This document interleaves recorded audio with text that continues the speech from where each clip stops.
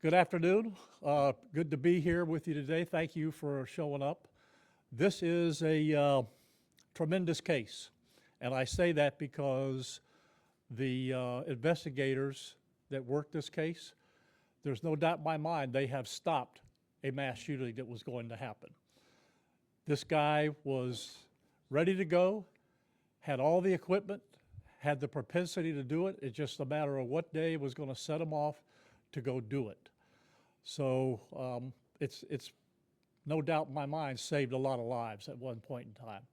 So I'm going to let Captain Foley, is the head of the unit, walk you through this. We have a representative from the FBI up here also. And after that, I'll finish it up, and then we'll take some questions. Cap? Thanks, Sheriff. Good afternoon, everyone. Glad you could be here. My name is Captain Randy Foley, F-O-L-E-Y, Palm Beach County Sheriff's Office. We're here with our representative of FBI, ASAC McCormick, during a joint investigation. So today I'll be addressing the arrest and ongoing investigation into Damian Allen, a Loxahatchee resident and Palm Beach County resident connected in serious criminal offenses, including threats of mass violence and impersonating a law enforcement officer. So a basic case overview is PBSO and received information from the FBI, which they had an open guardian tip related to another case that we're not involved in. The tip was involved in Damian Allen, which is currently residing in Palm Beach County. PBSO and FBI obtained the information that Allen may have been planning an attack and engaged in threatening communications online to commit mass violence. So some of the information we have on this is that there were online communications with other individuals who discussed carrying out mass violence, not just here in Florida and Palm Beach County, but in the nation. Allen expressed support of radically and ethically motivated violent extremism and threats of mass violence, to include identifying several places, I believe it was 7, that he would like to strike. This included a police department, and in other conversations, people who was online were to discuss churches. The use of guerrilla warfare and tactics and ambushing to carry out the mass violence attacks. The joint investigation between the FBI and us revealed that there was chats and videos showing Allen discussing the use of body armor, steel plates, tactical gear, grenades, and multiple firearms, which we'll get down to in a couple minutes. His main desire was to harm law enforcement and attack a law enforcement facility. It appears that he has a philosophy of violence against civilians and law enforcement equally, but specifically spoke about law enforcement organizations to strike. Some of the information related to impersonating a police officer that was very concerning to us. He posted several videos of him wearing a full PBSO uniform, which is very similar to what myself and the sheriff are wearing today. It included a badge, a name tag with his name on it, and all the equipment that is issued to PBSO officers. It was a Class B uniform, which is a less dressier one, the short sleeve version, but he had 2 or 3 of those uniforms, which at that time we're still looking to how those were obtained. He had a gun belt, a taser, a radio, and other police equipment, including a fake body cam video to make it more realistic. He showed himself operating a vehicle that resembled a law enforcement car. I believe it was a Crown Vic, if I'm not mistaken. And he added a police package, a laptop stand, and a police computer in there, and it was operational, and he would take videos of him standing in it and sitting in it.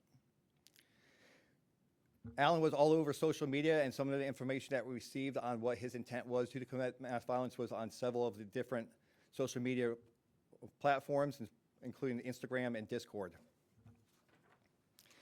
We worked closely with the FBI and the State Attorney's Office to obtain arrest warrants and a search warrant for his residence in Loxahatchee, Florida. He was charged with written threats to kill and do bodily harm, an unlawful use of a two-way offense, a two-way radio, and an unlawful use of a badge of authority.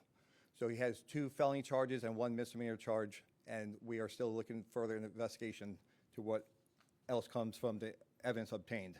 A search warrant was executed at his house in Loxahatchee yesterday afternoon, and it was for all electronic devices that he had access to, police uniforms and equipment, firearms, ammunition, magazines, grenades, flashbangs, and related receipts. Some of the things that were recovered were 18 real firearms, 1 taser, electronic tasing device, over 300 pounds of ammunition, or more specifically over 12,000 rounds of ammunition inside the house, which you can see in that picture right over there. 15 airsoft guns, a two-way radio, a law enforcement issued MDT or police laptop, multiple uniforms to include not only law enforcement, but we found military also. He had a FBI uniform, he had an Army Ranger uniform, and he had a set of Marine Corps dress blues. He had a ballistic vest, ballistic helmets, and law enforcement federal credentials, active duty Army credentials, FBI credentials, and PBSO badges. He had a gun belt, as I mentioned, a police car before, and he 3D printed a body camera. He also, with the two concerning things, was the self-made Army training certificate. So he actually took the time to make a self-certificate that he was an Army Ranger. And he had insignia that you can see in one of these pictures here of the Nazi insignias. So that was what was recovered in yesterday's search warrant. So we still have a lot of evidence to shift through. And I'm going to turn this back over to Sheriff Bradshaw. Thank you, Cap. I hope you all are taking some pictures of this. This is disturbing that somebody can get these type of items off the internet. It baffles me, to be honest with you. But this is a dangerous, dangerous individual. Can you imagine the damage he would have done with 12,000 rounds of ammunition and fully automatic ARs? Unquestionably, this is one of the best arrests that I've seen in a long time that has prevented people from dying, because I guarantee you he was going to do that. The Behavioral Services Unit has done a tremendous job here. This is what they were put together for many years ago. It's not only this case, they've done other cases, but this right here just shows you the capabilities when they're working with other places of what they can do. But another takeaway here that's important is the community, people in the community know things. They know what's going on. They know people that are talking about doing bad things, or they see it in the chat rooms. And this is what will give us that little start, that little piece of the puzzle to go forward. Because in the FBI study of all the mass shootings, there was two things that always stood out. Number one, there was some mental health issues. Now, everybody that's got mental health issues is not dangerous, but that was one of the things involved. But the second thing was somebody had some information ahead of time on what was going to happen or the possibility it could.